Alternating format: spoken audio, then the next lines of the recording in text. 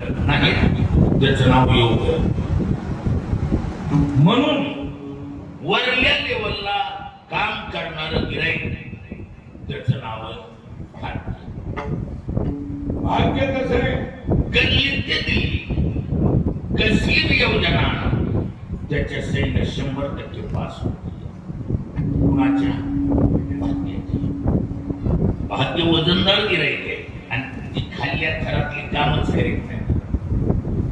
कुणाला लेकर झाले, कुणाला संपत्ती वाढली, कुणी निवडून आला, असली चिल्लर चिल्लर काम भाग्य करीत नाही. काय भाग्य तरी नव्हे धन पुत्र दाना निकटवास बाला. भाग्य फक्त 2 ठिकाणी राहतं, एक देव अथवा देवमान्य संतांच्या दरवाज्यात 12 महिने. त्याच्यामुळं कोणतीही फाईल भाग्यानं मनावर घेतल्यावर 100% मंजूर होते. म्हणून योगापेक्षा पुढच्या चलकीचं गिराईक म्हणजे भाग्य. पण त्याला देखील वेगळं बोलवीत बसायची गरज नाही.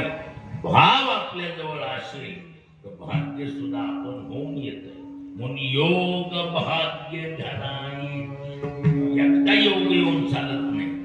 योग जरी आला आणि भाग्य नसेल तर काय? संत भेट, भगवंताची भेट, देवाची जवळीकता येत नाही. ही ताकद आहे.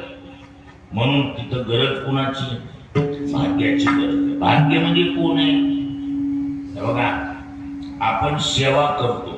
आता सध्या तुम्ही ऐकायची सेवा केली, कुणी अन्नदानाची, कुणी भजनाची, कुणी आपापल्या परीने ही काय आपली सेवा.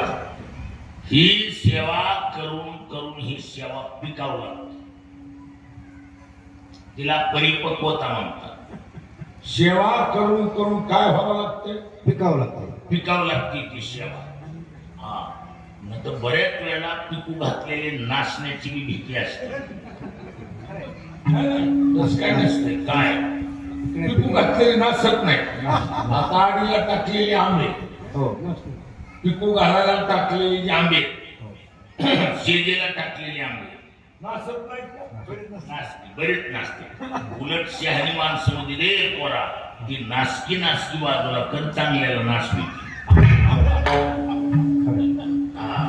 म्हणजे पिकू घातल्याला पिकलंच खात्री नाही, पण पिकलं तर शास्त्र असं सांगतंय. काय?